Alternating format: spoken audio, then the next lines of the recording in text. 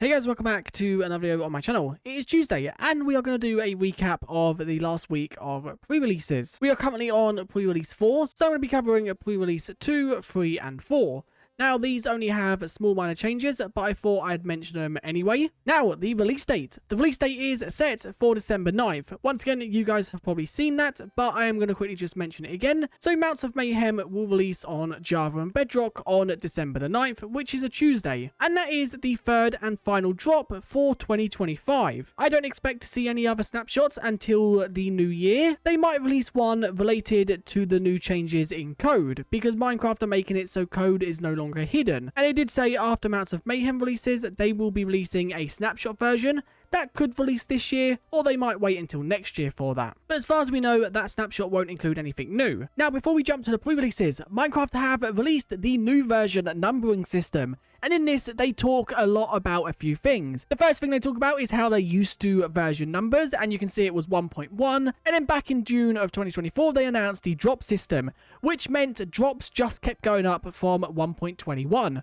Well, they now have a change, and the change is like we expected. The change will now be based on the year. So the first drop of 2026 will be 26.10 or 26.1. So you can see they do provide some examples for 2025. Spring to Life for Bedrock Edition would have been 25.10, and for Java it would have been 25.1. One thing I don't like though is the fact that Bedrock and Java use different versions. Although 25.1 technically is 25.10 just without the 0, I think it would be even better if they either added a 0 to Java or removed it from Bedrock, just so there is consistency between both. So every update in 2026 will be 26.1, 2, 3, 4 and so on until they reach 2027, and then it'll be 27.1 and so on. Now, the key art. The key art has also been revealed. Now, this hasn't been 100% confirmed by Minecraft, so it might change a little bit before the final release, but this is currently the key art they are using. I will have it on the screen so you can see. And this key art is giving vibes of 1.14, with two sides battling it out. Now, there are a lot of things to note about the key art, but like every key art Minecraft have done, there are a lot of inconsistencies within the game. And this obviously isn't meant to be realistic, it's more meant to show off the new features in a style that people will see online and want to play the game. And honestly, I think this is probably one of the better key arts. There's a lot going on, it shows off the new features quite well. I'm going to be merging the changes from pre-release 2, 3 and 4 all in one, and the first one comes in with video settings. If we quickly just scroll down to the see-through leaves, this has been renamed as well. This now is on or off. Now, if you have this on, leaves will appear as normal with the gaps, but if we quickly just head down and turn this off, you can see that the leaves have a new texture. With the leaves being like this, it will provide a bigger performance increase. And that is just because the game don't have to render anything behind the blocks. But another change with this is the texture has been updated now. And before this update, the gaps would be black. Well, they now have tinted the gaps to be green, so it looks a bit better. And this is the same for every single leaf in the game. One thing I am curious about is the cherry going to be pink or is that going to be green? Okay, it seems to be a mixture of both, but if we quickly just have a look, you can see what all the leaves look like with this new texture, and I'm not gonna lie, I like them. They look really cool. So going through one by one, I think the worst one at the moment is probably the spruce. We then have the acacia, we have the dark oak, we have the mangrove, we then have the cherry, and we have the pale oak. And then we'd also have the two azaleas, which you can see right there. Now, another change Minecraft have made, tamed horses will no longer run into sweet berries or cactus. And that is because they will take damage on both these blocks, so tamed horses should now avoid these. Now, they also have presets, and if you set this too fast, it will now turn off the see-through leaves. All the other versions will have this on, so you can see fancy upwards, the see-through leaves is on. Now, there are two changes to the spear. The first one is while charging in first person, the spearhead now gradually rotates to a fully vertical position over time, matching the behavior in third person. And also, while charging, the spear hit animation and sound now play only after the previous hit animation has fully completed. So I think the first change here is with first person, there was inconsistency with how the spear would hold when in the different perspectives.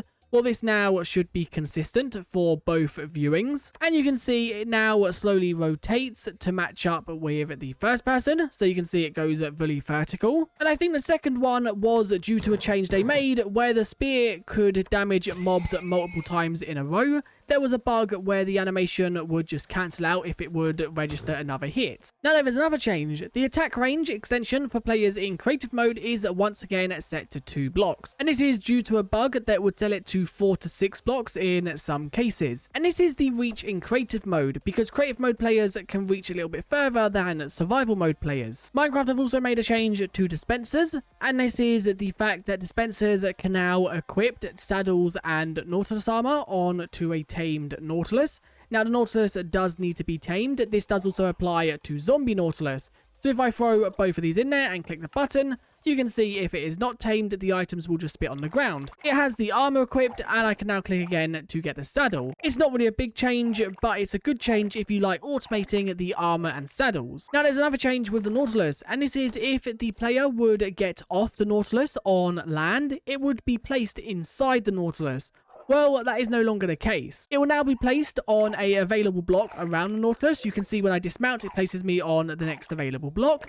If there are no available blocks around, then you'll be placed inside the Nautilus. And by inside, it just means inside the collision box. There was also a bug where if you were to spawn a zombie Nautilus with a negative age, the hitbox would be the size of a baby version. Well, this is now no longer the case because there's no such thing as a baby zombie Nautilus. There was also a bug where if you were to put a copper statue in a shelf and then reload your textures, the copper golem statue would then display incorrectly. Well, you can see this is no longer the case. There was also a bug where if you were to do a charge attack with the spear within 3 to 4.5 blocks away from a mob, the charge attack would fail. Well, this is now no longer the case, and you can see I'm about 4 blocks away and I can still activate my charge. With the changes to see-through leaves, there was also a bug where if you were to have the setting off with the programmer art resource pack, they would look weird.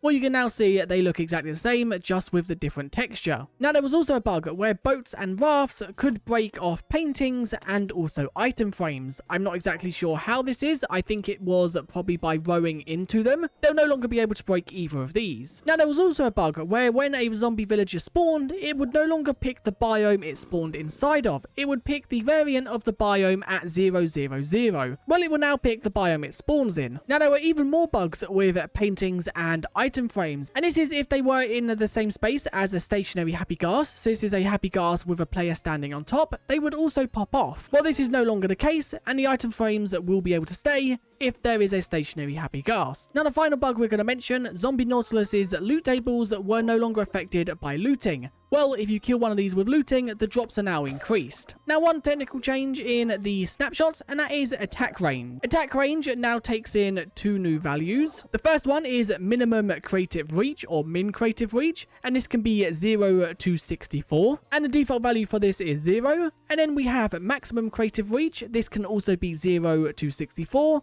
And the default for this is 5. And this is just to control how far players can reach with that item inside a creative mode. But anyway, that is it for pre-release 2, 3, and 4. I don't know how many more pre-releases it will release, but there are only 4 more possible days that they can release them. And on the Friday, they will probably release a release candidate, which will only include bug fixes. And a release candidate basically means that the update is ready to release. So I probably won't be covering any more changes for this update cycle, as the update is almost ready, and it will be releasing in 1 week from today. But anyway, if you enjoyed, do like and subscribe, and I guess I'll see you guys in another one very soon. Thanks for watching, and I'll see you guys next time. Bye.